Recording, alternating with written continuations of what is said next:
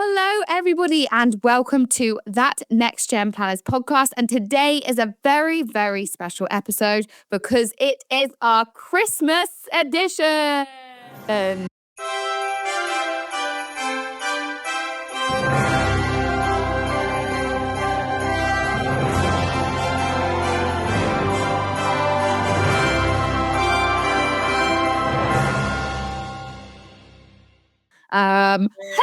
Hello, co-host. I didn't even introduce you yet, did I? You don't exist yet to the audio listeners.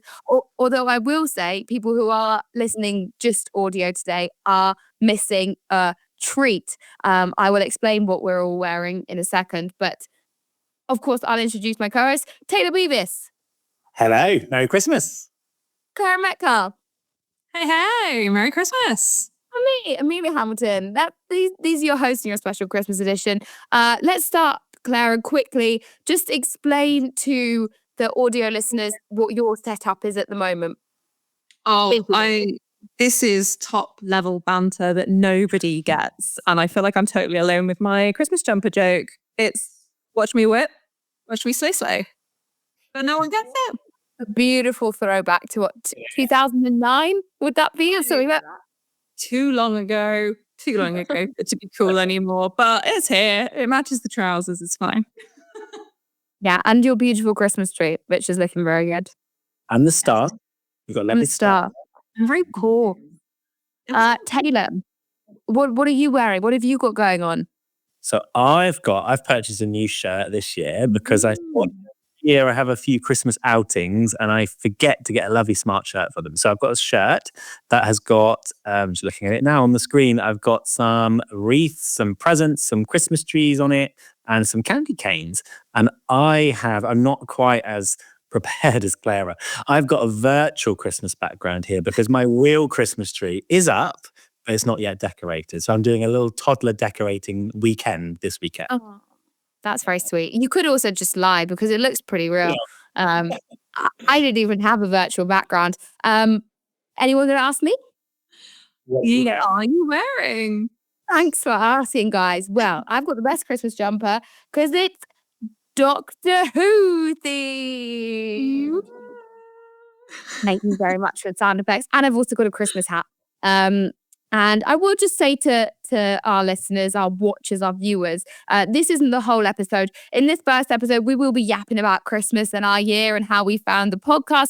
And the second half of the episode, we've got some brilliant people from our community giving some excellent tips about how you could improve all sorts of things in the new year. So for this first half, just pull up a chair, get a cup of cocoa. Is that what you drink at Christmas time?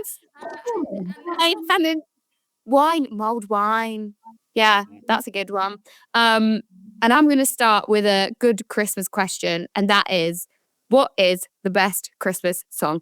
Guy. Oh, Clara, you go first. I feel like you will have a good song. I have a song, but do you want to go first? Do you know what? You go first because I'm stuck on two. Oh, okay. I've got two. I was just going to say I've got two. So either Ariana Grande, Santa Tell Me, or this gets me every time. I hope you both also have this moment at Christmas every year when you hear "It's Time." Yes. Mariah has got me every year. Yeah, that's only on TikTok though, isn't it? No. I think it's like. It was on TikTok this year because she did it live and did an awful version. But it's I mean, I love it. That's my Christmas go-to. But Ariana did steal my heart last year or the year before. It's very good. I'm modern of you. I know. I don't know. I do agree with that song. That's a great song. But I feel like Driving Home for Christmas. I can't know. And like Wham, you've got to get whammed. Or it's not Christmas, right? It's a bit sad, isn't it? Yeah. A bit of a downer on it. Oh, didn't he die around Christmas as well? Oh my gosh, where are we taking this? This is about joy and happiness. Well, to be fair, you're the one who chose the sad love song sung by the man who died on Boxing Day or something. So I'm not taking the flack for not keeping it light. Stop on you, Clara. So wait, you're sorry. No, I was just saying, I think you're right. He did die around Christmas. And also, so did wait, that's not linked. No, not me. Go. Now, George Michael, did he have a Christmas song? George Michael is Wham. yeah. Oh, yeah. I think we need to reel this back and save this. Let's ask another great positive question. Like, let me just say, the best Christmas song is "Merry Christmas, Everyone" by Shakin' Stevens. That is what I think. Yes, let's reel this back from. I mean, if you want to feel good about yourself, just remember Taylor Beavers thought George Michael and Wham were two separate things. So there's a Christmas present to us all. Bringing it back into the work domain, then. How are you taking a break for Christmas? How long do you think people should take a break? How important is it to take a break? Yeah. What are your thoughts on that? Clara, you go. You go first. Okay. Well, obviously, for mental well-being, you need a break. Christmas is quite a busy time, and people love to ask you questions just before Christmas, right? Because they think, I'm going to have a few weeks off. I can get a bit of stuff done over the holidays. So who do they ask to go and get stuff done before holidays? Oh, their financial planner. So it's a busy time of year, and I think we're all in the same boat. So it's important to kind of make sure you are having a good quality rest, right? I agree. I think, I don't know, Clara, about you, but certainly for my clients, I found every year in the new year, because Christmas is such a time where people almost reevaluate sometimes their whole life. They come straight in the new year with, I want to do this, and a big long email about all different things. So I've promised myself, to your question, Amelia, to have a really long Christmas off. But I can't commit to being off because that's just not me. So what I've said to myself is I can work for an hour in the morning and maybe an hour or two in the evening, but the daytime needs to be Christmassy, fun, and a bit of a relax, ready for the new year. So that's what I'm doing. Yeah, for sure. I was having this conversation the other day because I do think Christmas is the only time where everybody is off, where you can take a holiday and not come back to hundreds of emails because, you can take a holiday any other time of the year. I guess Easter bank holiday perhaps, but that, it's not that long. It's kind of the only time that we have as a nation where it feels like people are taking a break, at least kind of for that week between Christmas and New Year. So I think it's really nice to be able to lean into that and know, there's no everybody else is doing this, that, the other. We're all kind of taking a step back and enjoying that time off before we get back into it in the new year, which is always New Year's, I have mixed feelings about New Year's, but we're not talking about New Year's yet, are we? We're talking about Christmas. Don't get ahead of yourself. Yeah. I guess it's really important to kind of make sure that you wind down in time properly for Christmas as well. It's not that last mad rush because let's face it, most people are working up to Christmas Eve anyway. A lot of people don't think to book the day off before. It's quite stressful when you've got loads of little last emails that you're sending off on Christmas Eve and then you haven't kind of appreciated that Christmas build up, really. It's so interesting from a work perspective. There's this observation that I've made, which I think is be useful for other people. So I've been quite busy with new clients, existing clients, and I've had a random influx. I think it's because it's approaching Christmas and people are like, oh, I must do this before the year ends, of new inquiries. And I just had to sit and be like, I cannot do all of this before Christmas, even though I really want to help them right now because they're telling me it's immediate. So controversially, I've never done this. I told them, I was really honest to about 5 people and said, I cannot do this side of the year because I can't fit it in. So I can see you in January. And that goes against everything I've ever done before. I don't like doing that. And I was really worried that those people would not come back. And actually, what they've all done is replied and said, damn, I missed it. I left it too late. Can we book in some time in January? And I was like, oh, they still want to do it with me. That's great. But I really worried that by not cramming it in before Christmas, they wouldn't want to go ahead. So that's a little tip if anyone else has got like a long list of people they need to get around to seeing. That's a great tip. Also, do you think it makes you seem even more desirable then as a financial planner if you do something like that, because you're so in demand that people will go, oh, well, he must be worth waiting for. So there's an element of that. I think there's an element of that because I was really honest. And so I kind of put together an email that kind of it basically said, I could fit it in right now, but I can't fit in as much time as I want to spend for you. And it's not going to be it's not the service that I want to give. So I'm calling it, I want to do it in January with you. But I appreciate if you don't want to. And every single one has said yes, which blew my mind, to be honest. Because I thought, oh, maybe a couple will still stick around for January. But at the end of the day, where else are they going to go between now and Christmas? They've left it so late in the day. And they're kind of like, oh yeah, that's fine. So yeah, it's new to me. Every year I am like up against getting stuff done because I feel like it has to be done for them before the end of the year. But this year I changed course on that. Yeah, that's a really, I think, really important point to make, because I do the opposite. I feel really guilty and I get really worried about saying no to people because I'm a people pleaser. And I think a lot of people in our industry are people pleasers as well. I mean, that's why we got into this, right?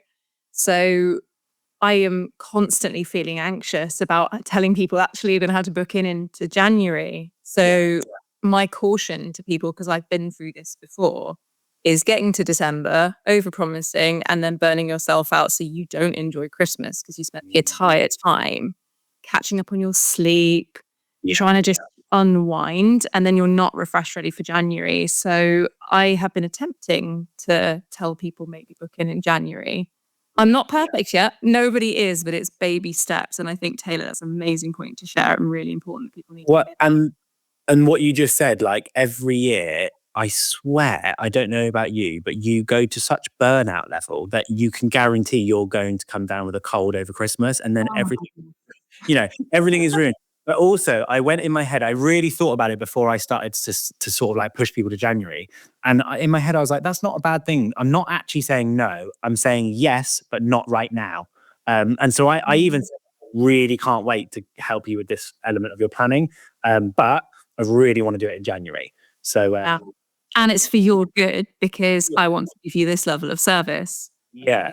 Really useful. It felt so uncomfortable, but I'm saying it because I've now seen it. Those people, every single one of them was completely fine with that response. And I really thought it wouldn't be. So that's a good thing to learn for everyone, I think. Yeah, definitely. I mean, that's one of many excellent insights and tips that I think we have had on our podcast this year, reflecting a little bit at some of the previous episodes. Do you have an episode in particular that stands out that you learned something from, something that surprised you in it? What are your thoughts? I do, and this is going to be really interesting whether Claire, because this is unscripted, right? So I don't know whether we're going to say the same thing. We might all say the same thing, yeah.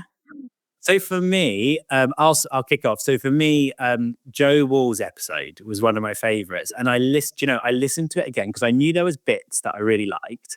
And I went on a dog walk today, and I re-listened because I wanted it fresh in my mind why I really liked it, and I really liked it because Joe's journey is and was similar to mine in terms of setting up kind of self-employed, and what I liked is that we both done it differently, and I thought it was really raw and real. And she gave, probably people didn't realize, but if you listen to it again, she does give you some really realistic bits of info. So things like when I started, I was really unrealistic about how much I'd need in terms of savings, how long it would take me, how I could generate business earlier while it takes me time for the regulated side to build up. So for me, that was a really insightful, and to be completely honest, I knew I liked it, but didn't quite know exactly why I loved the episode until I listened second time. And I was like, that's why I liked it, because it's true. And I can vouch for what she's saying is the case. And I think I've seen a real trend at the moment of companies, networks not giving enough information to those that are going to go self-employed. Because actually, if I did it again now, I would need a lot more in terms of savings. I think it's harder, and it's harder dependent on your life, your life, the period of your life that you're in. So now with children and a mortgage and things like that, I would evaluate it completely differently. So anyway, that's enough from me. That was my favorite. I know, I'd agree. For different reasons, I really enjoy sort of talking about the importance of kind of bringing some of that coaching skills into your practice, but that it isn't for everybody. And there's a niche for people who don't want to do coaching, because people sometimes don't want that element. And I thought it was quite interesting and quite, I guess, useful to know that, yeah, it can be really useful if you want to do that, but it's not for everybody. And I know it is a bit of a buzz at the moment, and there is a shift in what financial planners are doing in general going on at the moment, which is great to see. But yeah, I think for that reason, I liked that episode. But I would have to say Dan Graham's episode on marketing was incredibly useful. Yeah. Give him a little shout out. Yeah. Make us. I think we need him back next year to give us some more useful nuggets. Yeah, for sure. I think mine would be, it's tricky, isn't it? There's loads of, everybody's been brilliant. But I would say Neela Mystery. I thought her episode was brilliant, and I just really appreciated how candid she was and how open she was and willing to share her kind of personal circumstances and story as to why she made different decisions and what's worked out and what she might have done differently. And so I just really, appreciated that, and thought it then made for just a really interesting episode that you would want to listen to, even if you didn't care about financial planning. I think it was just a really interesting, someone talking so openly about different experiences. I think is really cool, and also she has some great things and great tips to say to people embarking on that journey of starting your own business and what that looks like, and prioritizing family and how you balance those things. So shout out to Neela from me. I think that was one of our first virtual ones as well, which is even more impressive that you can get that across virtually as we are today. I miss you guys. I will say that it's not the same not being in the same room, but I think that's probably enough self-indulgence. No, actually, we'll probably have some more self-indulgence talking about ourselves and what we've learned in the second half, but you will also get some really good tips from some really good people. So stay tuned after this. We're just going to have a quick break and we'll be right back. Hello, everyone. I hope you are enjoying this current episode of That NextGen Planners podcast. In this short break, I just wanted to take the opportunity to remind you of a few things that we've got going on at NextGen Planners. Firstly, we have our brilliant Elements 2025 conference tickets now available. They sell out pretty fast, so you can go online, you can find out loads more information about our fantastic annual conference that happens every year. It's always so much fun, so we'd love to have you there, so make sure you secure your place now. And also I'd like to mention business membership, which is a really exciting new section of our community that we've got for businesses who want to take their business to the next level. So do make sure you check out that on the website, along with loads of other things about our brilliant community.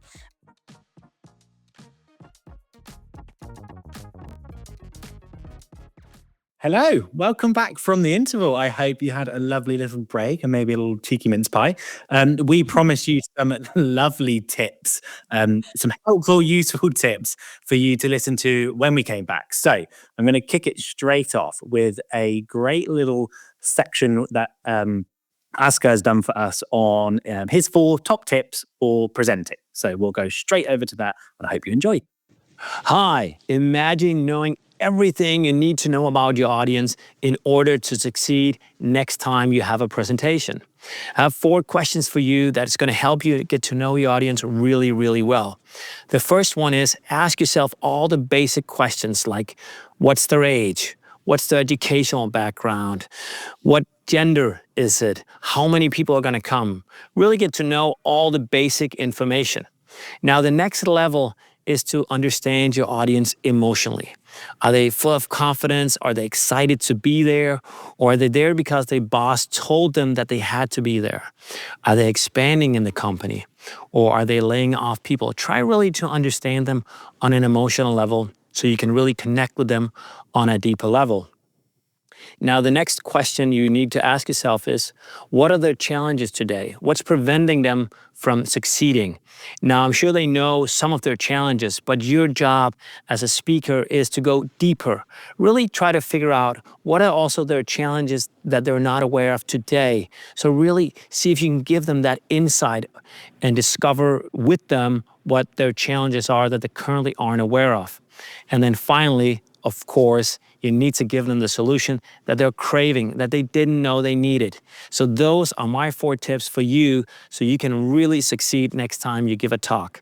Merry Christmas and enjoy the tips. That was great. Great, isn't it? You stole my Santa hat there. I don't know if anybody's watching, you'll be able to see. I was going to come back and ask you if you'd stolen his hat. I'm sorry. I stole your punchline. But amazing. I thought genuinely when we started the podcast today, you have the fluffiest hat I'd ever seen. And now you both have the fluffiest Christmas hat I've ever seen. So I think it's the same hat. Tip, what did you think? Yeah, I mean, Ask is great. He is, for people who don't know, he's one of our coaches on our speaker and influencer program that happens every year. It will kick off again in the new year at some point. I will make sure dates are available and let people know when that is to apply to be on the speaker and influencer program, which helps you craft a brilliant 10-minute talk. And I guess the person to kind of ask a bit more about that presenting and speaker and influencer is Clara, because you did it, didn't you? And you've kind of been on quite a big journey with presenting and talking and hosting and all of that kind of stuff. Yeah, I mean, I would absolutely recommend it to anybody to sign up to because I am not naturally comfortable on a screen in front of crowds at all. Like, honestly, I think I might have been the most petrified I've ever been in my life doing my 10-minute talk, despite the fact that I'd rehearsed it a lot.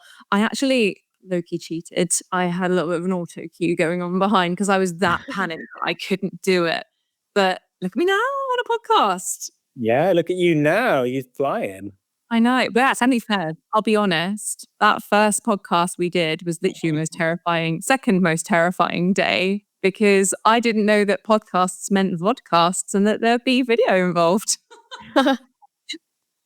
It is a lot to spring on people, and I think I often forget because I'm so used to doing it every day, kind of just talking to people, being in front of people, hosting, presenting.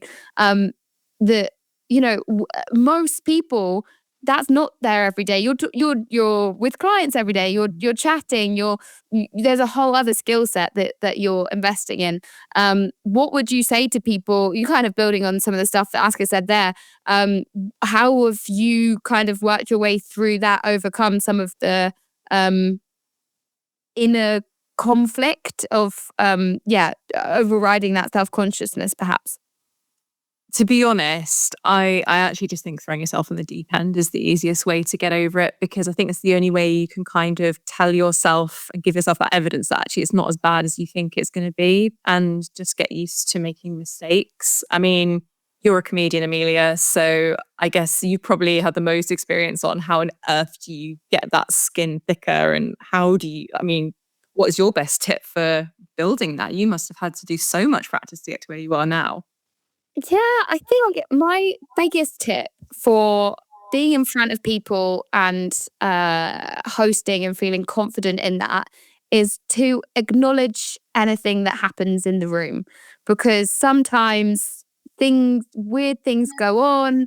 Someone might say something, the microphone might not work, and obviously don't hyper focus on it. But I always think if you can just be in the moment and be like, oh, that's a funny thing that happened there, wasn't it? And the audience can tell that you're in control and you know what's happening and you know what's going on, then that can give you a bit of comfort that you're sat in the moment just being yourself and talking as you would naturally. And it gives the audience comfort that, oh, this person knows what they're doing, and there's a fly that's going in front and they've acknowledged that that's there, instead of being like, do they know? And I think an audience can feel tense. And if you can try and make your audience feel relaxed and not worry that you don't know what you're doing or you're nervous about what you're doing, fake it till you make it.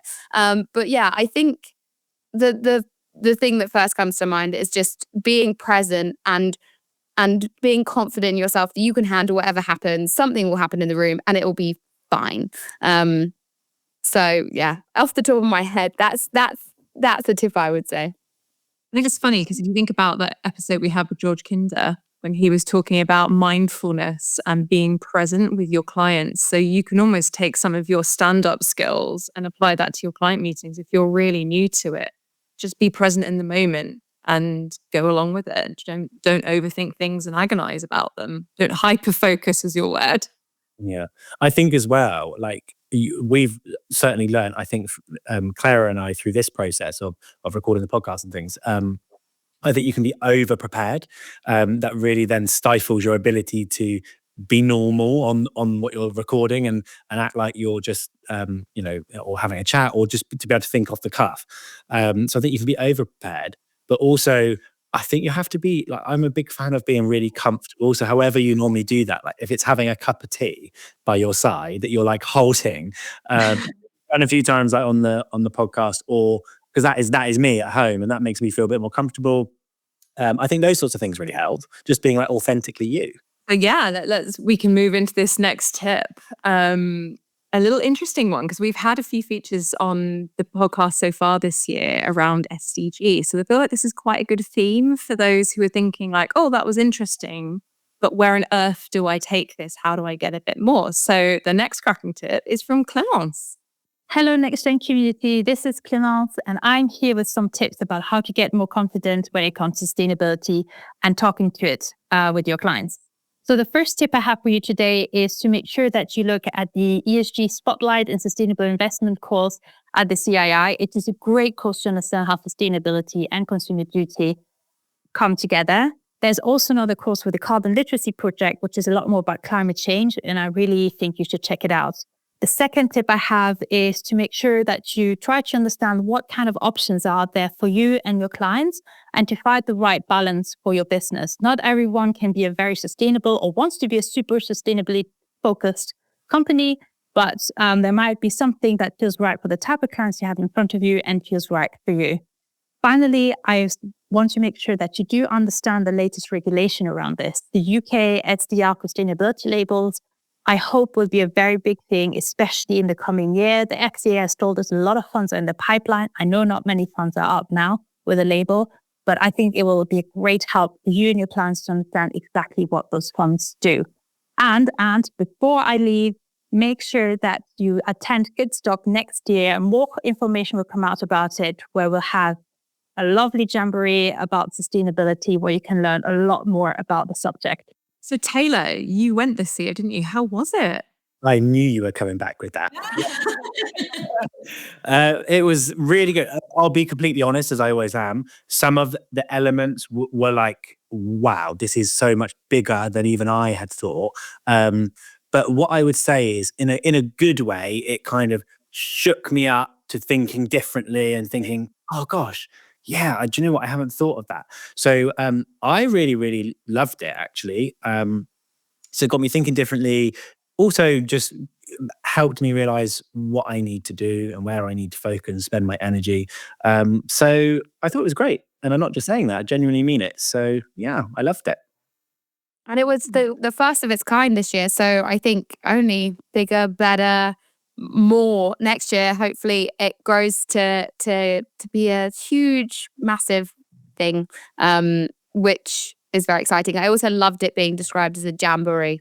I've never heard that description before, but I'll be at the jamboree. I'll also say if sustainability, ESG, that kind of stuff is something that you are into, what wonderful listeners, watchers. I keep on saying watchers, it's viewers. Watchers sounds weird. It's like someone's looking through your window, isn't it? Viewers. No, is that your viewers? Stop getting. Like in Buffy the Vampire Slayer, it's the Watchers Council. They're the guys that help the Vampire Slayer of the vampire. I confess I have never seen Buffy the Vampire Slayer. My sincerest apologies. You haven't seen it either, Taylor.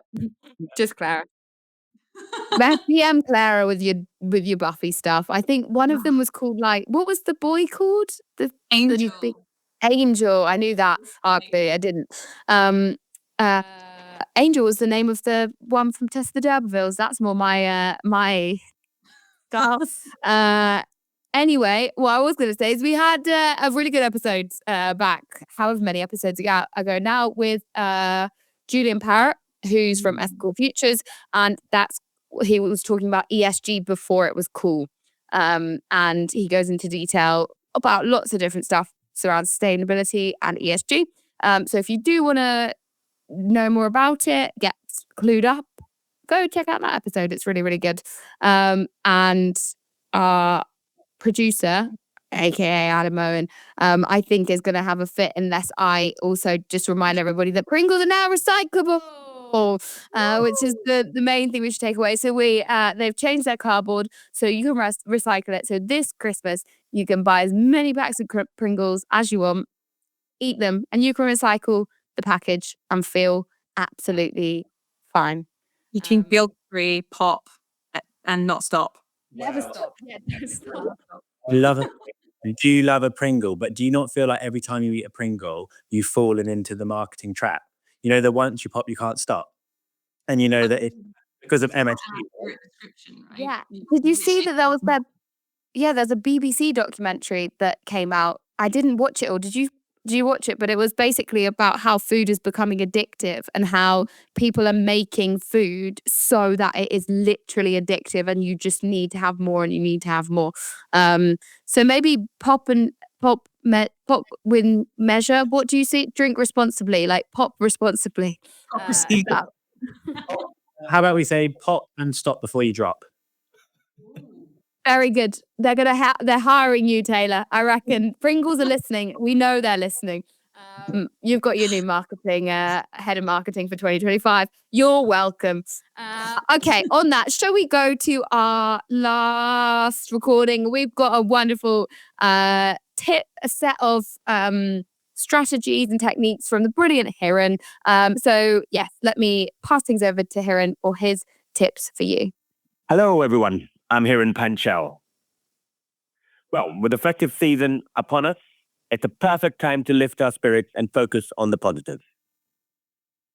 But let's be real, it can feel almost impossible with so much negative news in our feeds. Today, I have a tip to help you add more positivity into your day and boost your well-being.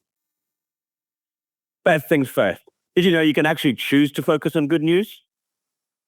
There are entire websites and social media channels dedicated to positive, uplifting stories. A few great options include the Good News Network and Positive News. These sites cover everything from amazing acts of kindness to inspiring breakthroughs in science and environmental wins. Another good tip is to set a specific time each day to read good news. This way, it becomes a healthy habit. Just 5 minutes of positive news can have a big impact on your mood. Studies have shown that consuming positive news can actually reduce stress, boost optimism, and improve overall well-being. When we surround ourselves with uplifting stories, we're more likely to feel hopeful and motivated, and that can make a big difference. So, give yourself the gift of good news this Christmas. Swap out the doom scrolling for a daily dose of something positive. Because this season is about spreading joy. It has to start with a happy mind and heart.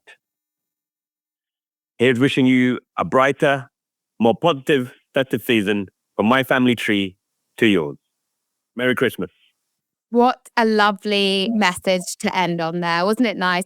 I think I'm definitely a culprit for doom scrolling. And I tell you something that's been really nice for me this year is now doing my newsletter. I'm constantly looking for good things that I'm like, oh, what's good that I could put in my newsletter? And that's a really nice practice to get into when you're looking for those positives, because then you find them, and there's all that science about how it then rewires your brain to look for the good things instead of the negative things. So that's been a really nice thing for me. I really like that. But I think we're kind of rounding up time-wise. Before we go, final question. I think I would actually quite like to know, before we go, what are you proud of yourself this year? That's what I want the last question to be for both of you. Is there something you've done, something you've accomplished professionally, personally? What are we going to leave our podcast on this year? What are you proud of? Let's go Taylor first. Okay. I'll go one professional, one personal. So professional, proud of getting closer to chartered. So for me, this is like a big professional thing I want to do just for me. And so I did one unit and a half of a coursework, and then I'm taking one more exam Thursday. So hopefully it's all done by the end of the year. So that's professional for me. Personal would be earlier in the year, successful adoption of my baby boy. So that's me. I actually really struggle with this. What on earth am I proud of? I feel like professionally, it's actually getting out there and trying to be visible. That's a really bad way of describing it, but trying to get over my really big fear of public speaking and that kind of stuff. Personal level, what am I proud of this year? Do you know what I'm actually really proud of? I have now made at least 4 loaves of sourdough bread. And I haven't killed my starter in like a month and a half. Yeah. I am in my 30s now. It's unbelievable. Well, that beats the adoption story, doesn't it? Shove that out of the water. I think me and you have spoken about this sourdough starter before, actually. I was so impressed when you told me last time about this as well. Do you know what his name is? I think you told The me. sourdough starter has a name. Oh my word. Well, what he does, right? What's his name? Bradley Cooper. Very good. Very, very good. Professionally, I think something I'm proud of this year is I've felt more like valid in my role.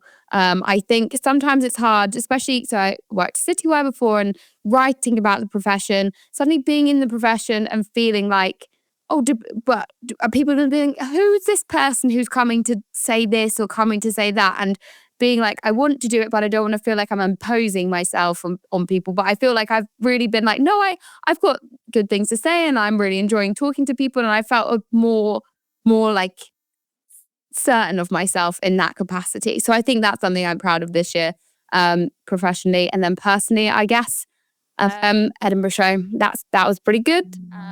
And that's always, it went well. So I was happy about that and gearing up for all of exciting things next year. But that's us, guys, for 2024. That's all of the podcasts done. Thank you so much for being brilliant co-hosts and coming along on this ride. Sleigh ride? Am I gonna make the link? Watch me whip. Watch me sleigh. There you go. It's been such a pleasure to have you by my side in these episodes interviewing our brilliant guests. And I can't wait for more next year. Do either of you have any final words before I sign off? Just You can say no. eat and be merry. That's my final parting advice. Go and have fun. Make sure that when you pop, you can stop. Excellent. On that note, we wish you such a happy Christmas. I hope you have a wonderful, restful time as much as you can if you've got kids and all that sort of malarkey going on. But we look forward to seeing you in the new year. Thank you for listening. We will catch up with you soon.